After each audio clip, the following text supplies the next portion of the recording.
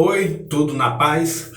Queridos, unção é poder da realeza, é poder de Deus sobre nós. Unção. Mas tem um preço a se pagar para que essa unção atue na sua vida. Vamos refletir um pouquinho sobre esse assunto. Unção de Deus, o preço que se tem que pagar. Antes de você atentar esse assunto, eu te lembro, se você ainda não se inscreveu em nosso canal, se inscreva, deixe ali o seu like, compartilhe o nosso canal, veja alguns vídeos que você ainda não viu, partilhe ali aqueles assuntos, são interessantes. Então, se inscreva em nosso canal, dê o seu joinha e participe conosco dessas bênçãos de estudos, reflexões, meditações, em um contexto para a nossa realidade. Olha só, em 1 Samuel, no capítulo 16, versículo 1, está escrito assim: Disse o Senhor a Samuel: Até quando terás pena de Saul, havendo o eu rejeitado, para que não reine sobre Israel? Encha um chifre de azeite e vem, enviar-te-ei a Jessé, o belamita, porque dentre os seus filhos me provi de um rei. 1 Samuel 16 esse texto fala da escolha de um rei por Deus, e envia Samuel para a casa de Jessé, o belamita, o pai de Davi, para escolher dentre os filhos dele um rei. Isso porque Saul, ele foi mal perante os olhos de Deus. Saul não recebeu o apoio de Deus que ele deveria receber por causa de sua conduta. E Samuel, o sacerdote, ele teve pena de Saul. Aí Deus chama a atenção dele: até quando você vai ter pena de Saul? Pegue o azeite aí e vá ungir outro rei que eu vou te indicar. Queridos, a pessoa de Saul era complicada. Ser gente é tão complicado, cada um quer seguir o seu caminho, cada um quer buscar o seu reino, cada um quer ter suas ideias, quer ter os seus meios de resolver, quer buscar soluções por si próprio. A Bíblia pede que sejamos servos uns dos outros, porque é descendo que se sobe. É na humildade que diante de Deus nos tornamos grandes, com o intuito de sermos bênçãos uns para com os outros. Jesus, ele mostrou o exemplo do amor fraterno no lava-pés, não no lava-cabeça. É na humildade, de baixo para cima, que crescemos no reino de Deus. Presta atenção nisso. Humildade é algo tão importante e tão esquecido ultimamente. Segundo o texto, Deus envia Samuel. Chegando lá na casa de Jessé, Jessé pergunta: o que você veio fazer aqui? Então, Samuel explica que, a mando de Deus, foi à casa de Jessé para escolher um rei dentre tantos os filhos que ele tinha. Então, tudo bem. Jessé manda chamar o primeiro filho, que se chama Eliabe. Por que Eliabe? Porque talvez Jessé estivesse pensando: não, Eliabe é o meu filho que é intelectual, ele é formoso, ele tem estudo, Eliabe é grande, ele é guerreiro, ele é forte, ele tem qualidades de rei, ele tem faculdade, ele é um seminarista, ele é um pré-pastor, ele já está preparado para reinar. Isso é a escolha de Jessé. Mas aí Eliabe se ajoelha diante de Samuel, e quando Samuel vai ungir Eliabe, aí Deus entra na história. Versículo 7 de 1 Samuel 16. E Deus diz: não te atentes para a aparência. Isso porque Deus vê o coração, e o coração de Eliabe era reprovado. Por mais que Jessé tecesse uma lista de características e valores que Eliabe tinha, mas o coração de Eliabe não foi aprovado por Deus. Então tudo bem, tem outros filhos, manda chamar o segundo, Abinadab. Então Jessé chamou Abinadab. Deus disse a Samuel: de igual forma não faça com este. Abinadab também foi reprovado. Então Chame o próximo, manda chamar Samar. Né? Samar aparece em crônicas como Simei. Samar e Simei são a mesma pessoa aqui que o texto diz. Versículo 9, Deus diz: Samuel, não te atentes para o exterior. E todos os filhos, os 7, eram 8, então todos os 7 filhos de Jessé foram reprovados. Querido, isso nos traz uma lição interessante, sabe por quê? Porque se Deus olhar para nós agora, nós seremos aprovados ou reprovados? Se Deus olhar para a sua conduta hoje, você que diz que tem fé, que é praticante, que é atuante na igreja, que conhece a Bíblia, se Deus olhar para você hoje, você é aprovado ou reprovado? Porque Deus não vê como vê o homem. Jessé teceu elogios demais para os filhos, mas Deus vê o coração. Como está o teu coração diante de Deus? O teu coração está aberto para que Deus veja o interior? Ou está preso a filosofias, conceitos humanos, religião, status, materiais? Em que está ligado ou preso o teu coração? São lições importantes que essa escolha nos traz. Então Samuel pergunta: acabaram os teus filhos, Jessé? Aí versículo 11, Jessé diz: não, ainda resta um lá no campo pastoreando as ovelhas, mas esse é muito humilde, é gentil, não tem aspecto de rei, é um galeguinho que está lá cuidando das ovelhas, nem qualidades acadêmicas tem. Ele não teve tempo de ir para o seminário, não recebeu nenhum preparo, só tem conceitos teológicos, né? Ele só sabe cantar e adorar. Mas tudo bem, só restou ele, manda chamar Davi. Versículo 11, enquanto Davi não chegar, disse Samuel, vamos ficar de pé?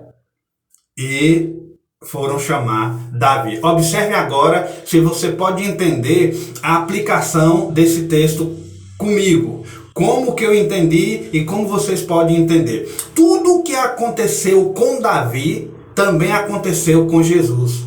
Aí, no estudo teológico, nós chamamos isso de tipos de Cristo. Davi era um tipo de Cristo, né? É um semelhante ou igual a Cristo. As características eu me refiro. Então, observe comigo na Bíblia. Ó. Davi é a figura do reino físico. Jesus é a figura do reino físico e espiritual. Davi é a figura do filho enviado pelo Pai. Jesus é a figura do filho o qual o Pai enviou. Enquanto Davi não chega, vamos ficar de pé então. Olha só, ficar de pé, conforme a Bíblia está sugerindo aqui, significa o quê? Já está de pé diante de um rei. E olha que Davi ainda não havia chegado, não tinha sido ungido e não tinha se considerado rei ainda. Mas enquanto ele não chega para acontecer esses parâmetros, vamos ficar de pé. Isto é sintoma de ressurreição, ser ressurreto. Num dia em que Jesus for conhecido como rei, no céu e na terra, ele ficará de pé diante do Pai. Com fins do céu e com fins da terra, todo joelho irá se dobrar, mas antes todos ficarão de pé. Jesus de pé diante do Pai. Ao texto, vamos voltar ao texto. O texto diz que fizeram ele entrar. Isso quer dizer que ele se deteve à porta. Ele parou na porta, ele não entrou. Alguém mandou ele entrar, né? Por quê? Significa que ele ainda não tinha entrado no estabelecimento. Sabe por quê? Porque ele precisava entrar legalmente pela porta. Ele foi chamado, ficou à porta. O que está acontecendo? O que querem de mim? Entre, que vamos te explicar. Porta no reino físico, acesso. Porta no reino espiritual significa entrar para triunfar. Deteve a porta, foi convidado para entrar e com certeza ele vai entrar, acessar para triunfar. A Bíblia diz, queridos, em João capítulo 10, que Jesus veio e entrou pela porta. A entrada de Jesus no planeta físico significa nascimento virginal. Jesus diz, o mercenário ele entra pela janela, porque pastor de ovelhas entra pela porta.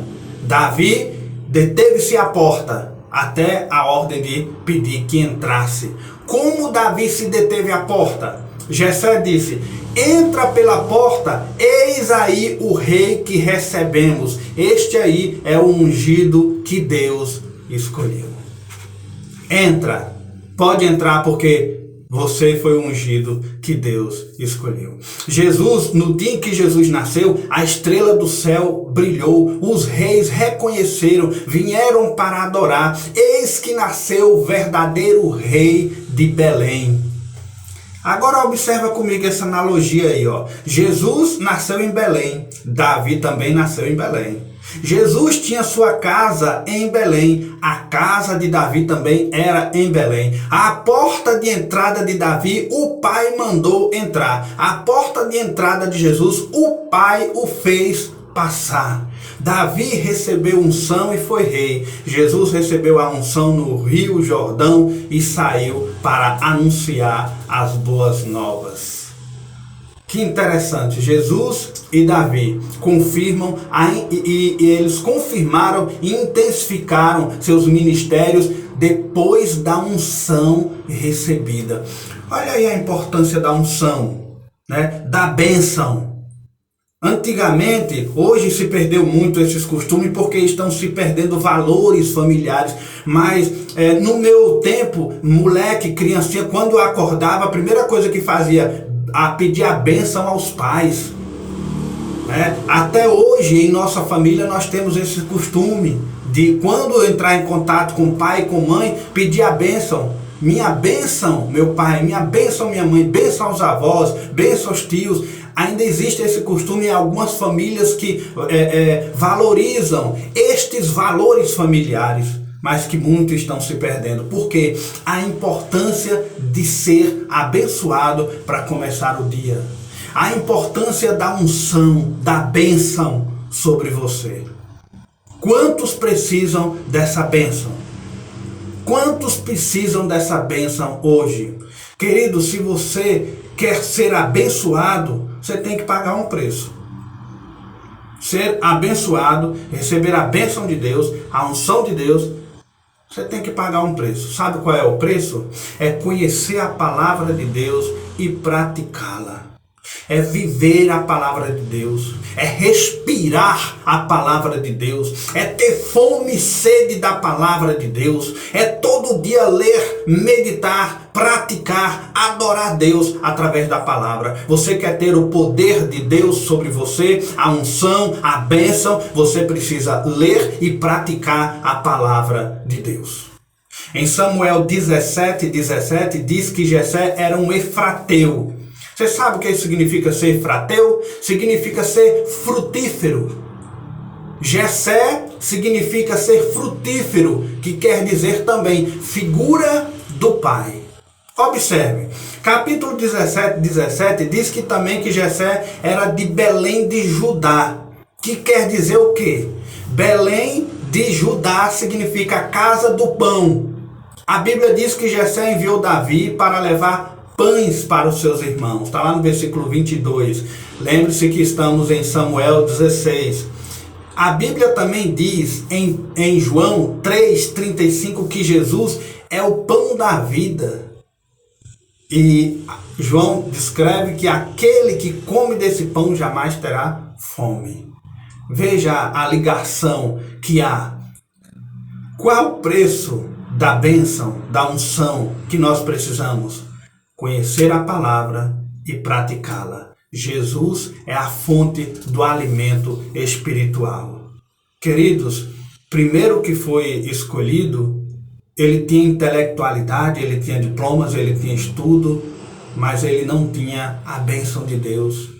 O que importa na nossa vida não são os diplomas, o conhecimento, a intelectualidade. Pessoas que chegam para mim com tanto orgulho, com tanta alegria, com o fogo voando dos olhos. Eu já li a Bíblia 10 vezes, 15 vezes, eu já li a Bíblia tanto. Mas o que importa é você viver o que você leu, praticar. Pastor, não li a Bíblia tanto, mas eu tenho de cor 2 versículos.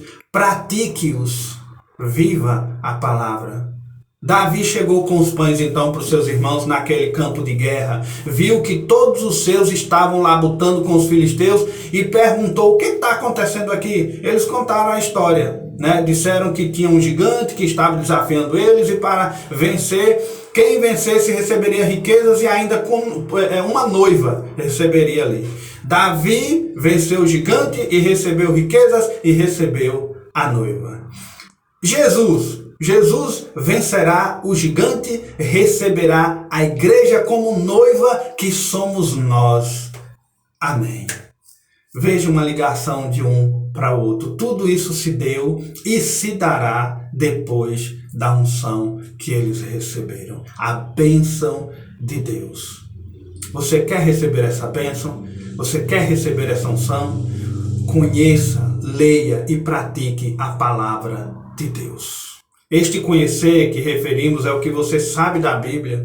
O quanto que você sabe da Bíblia, viva e pratique. A Bíblia é o livro mais vendido do mundo. É o livro mais conhecido do mundo. A Bíblia, você não tem reedição. Se um escritor escreve um livro, um best-seller agora e vende, que é um absurdo, mas se passou ali um tempo, passou 1 ano, 2 anos, ele tem que fazer uma reedição porque aquele já caducou, ficou velho. A Bíblia tem centenas de anos e é viva até hoje. É o livro mais amado, mas também o livro mais odiado. É um livro que transforma vidas. Você pode pegar o melhor best-seller que você conhecer, do melhor escritor do mundo, e você leva para uma prisão e entrega para os aprisionados ali, que ficam o tempo ocioso e lendo. Eles podem ler 1 mês, 2 meses, mas não vai fazer efeito na vida deles. Você dá uma Bíblia, em pouco tempo muda a vida deles, porque a Bíblia transforma, a Bíblia muda, ela vai impactar o seu intelectual, ela vai mexer com você por dentro, ela vai te incomodar, ela vai te desafiar, ela vai acordar a coragem, ela transforma. E é através dela que Deus nos abençoa e derrama unção. Como é que está a sua vida hoje? Você quer a bênção de Deus, mas sem a palavra você não vai ter. Então eu quero deixar para você esse pensamento, essa reflexão e essa meditação. Como está a sua vida? Como está a sua fé? Você quer ser abençoado por Deus? Gênesis 12, 2. Se tu uma bênção. É o que Deus diz a Abraão. Deus diz para nós agora. Sejamos nós uma bênção. Agora o preço de sermos abençoados é ler a Bíblia e praticá-la. Esse é o desafio que Deus te propõe nessa hora. Pense nisso. Pense o quanto que a Bíblia é importante para as nossas vidas. Ok? Não pega, abra num salmo lindo, bote em sua estante, porque não vai fazer efeito nenhum. Pelo contrário, aquelas páginas vão ficar empoeiradas e não vai dar efeito nenhum. É apenas um objeto na estante. Mas quando você lê, ela passa a ter um poder sobre a sua vida.